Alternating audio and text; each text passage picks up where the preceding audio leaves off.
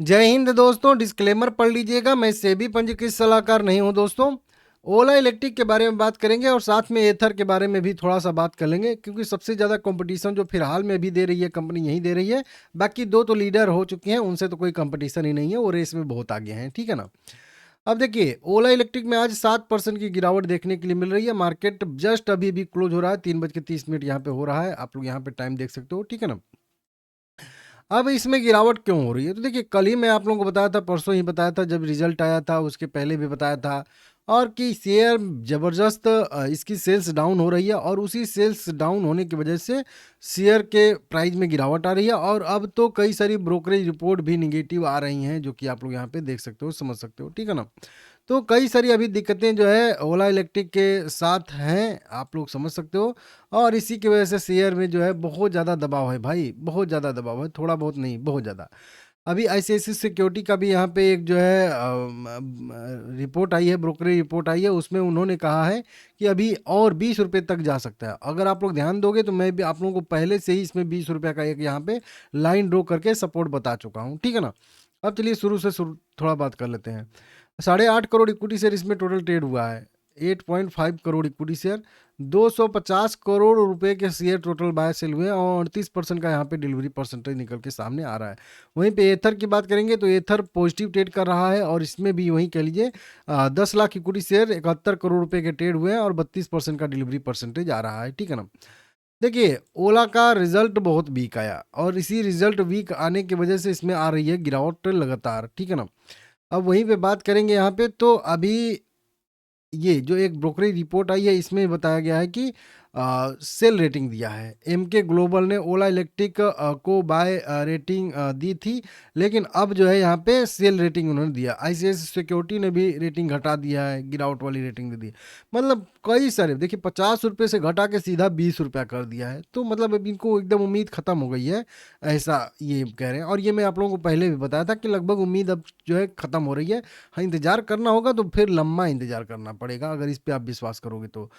लगातार इसके मतलब सेल्स में गिरावट, सभी चीज़ों में गिरावट देखने के लिए मिली है। तो इसकी वजह से ये सारी की सारी चीज़ें हम लोगों को देखने के लिए मिल रही हैं, ठीक है ना। अगर मार्केट शेयर की बात करेंगे तो देखिए, जनवरी बिक्री के अनुसार अगर हम मार्केट शेयर देखेंगे, टीवीएस मोटर की हिस्सेदारी जो है लगभग 28-29% है। बजाज ऑटो की जो मार्केट शेयर है, मार्केट हिस्सेदारी है, वो लगभग 20 से 23% के आसपास है। एथर की भी बात करेंगे तो एथर की भी होल्डिंग कह लीजिए, मार्केट शेयर कह लीजिए, 17-18% है। हीरो भाई, हीरो मोटोकॉर्प जो है यहाँ पे, वीडा इसकी जो है स्कूटर है, वो इतना टक्कर दे रही है, 10-12% का मार्केट शेयर बना के चल रही है। मतलब जो ये 4-5 कंपनियां ऊपर हैं, बहुत ज़बरदस्त। और इसका देखिए 6%, मतलब दहाई के आंकड़ा में भी नहीं है।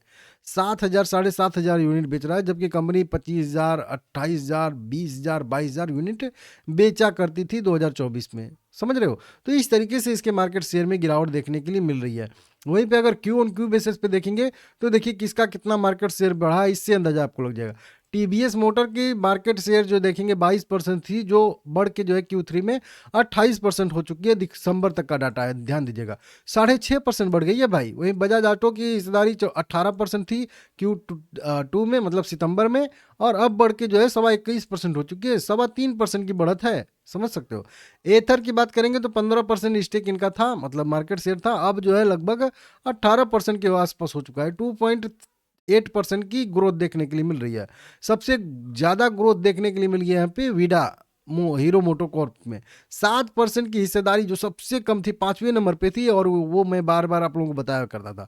अभी जो है 11.5% पे इनका मार्केट शेयर पहुंच चुका है। 4.5% की अच्छी खासी ग्रोथ देखने के लिए मिल रही है। अब उसके उलट देखिए, अब उसके बाद अगर देखेंगे आप लोग, ओला इलेक्ट्रिक का 12% की हिस्सेदारी थी सितंबर में, अभी दिसंबर की बात करेंगे तो 6% हिस्सेदारी पहुंच चुकी है। मतलब 6% का मार्केट शेयर खत्म, आधा पूरा मार्केट शेयर खत्म, 12 से सीधा सीधा 6 पे, समझ रहे हो आप लोग। तो इस तरीके से यहाँ पे जो है आई है। तो थोड़ा सा मतलब मार्केट शेयर इसका बहुत तेज़ी से घट रहा है, खर्चे बढ़ रहे हैं, इसकी वजह से इसमें दिक्कतें आ रही हैं, जो कि मैं आप लोगों को कई बार बताया भी हूँ, समझाया भी हूँ, इस तरीके से, ठीक है ना। तो और ब्रोकरेज रिपोर्ट भी उसी हिसाब से आएंगी। अब तो ऐसा नहीं है कि नहीं, रिजल्ट हमेशा बी का है और ब्रोकरेज रिपोर्ट जो है अच्छा खासा दें। अभी हाल फिलहाल में मैं आप लोगों को ये एक सपोर्ट बताया था, और वो पहले ही, बहुत पहले से बताया था। अब बताया था कि अगर रिजल्ट बढ़िया आ जाता है तो फिर ये वाला लेवल से यहीं से रिकवरी की संभावना बनेगी, क्योंकि सबसे स्ट्रॉन्ग सपोर्ट यहीं वाला था 30 रुपये वाला। अब ये सपोर्ट अगर ब्रेक होता है तो फिर अगला सपोर्ट इसका आएगा लगभग 20 रुपये के आसपास बड़ा वाला। हाँ, यहाँ पे भी एक फिबोनाची का मेरा लेवल है जो आप यहाँ पे देख सकते हो, ठीक है ना। तो इसके आसपास मतलब एक बार 26 के आसपास भी इसका एक सपोर्ट छोटा सा बनेगा, वहाँ से छोटी मोटी रिकवरी की संभावना बनेगी। नहीं तो फिर नेक्स्ट इसका सीधा बड़ा वाला सपोर्ट कह लीजिए, जैसे 30 था वैसे सपोर्ट अगर देखेंगे तो 20 रुपये पे ही आने वाला है। क्या 20 के भी नीचे जा सकता है? जी हाँ, 20 के भी नीचे जाने की इसकी संभावना, अगर नहीं सुधरेगा तो ये आने वाले समय में 11 रुपये 50 पैसे। देखिए ये वाला फिबोनाची, मैं कोई भी लाइन ड्रॉ करता हूँ तो अंदाजी नहीं ड्रॉ करता हूँ भाई कि नहीं 20 रुपये, चलिए यहीं पर ड्रॉ कर देते हैं। देखिए यहाँ पे लाइन है, यहाँ पे देखिए फिबोनाची लाइन थी, यहाँ पे लाइन है और यहाँ पे देखिए लाइन है, ये चारों लाइन है, समझ रहे हो आप लोग। तो आने वाले समय में अगर नहीं सुधरता है तो 11-12 रुपए तक भी जा सकता है, ऐसी भी संभावनाएं यहाँ पे हैं, समझ रहे हो आप लोग। तो दिक्कत है, अब वही बात है कि देखिए ऐसे तो रिकवरी आएगी नहीं, या तो आगे की कुछ उम्मीद देखेगी तभी ना आएगी, तो फिर दिक्कत है।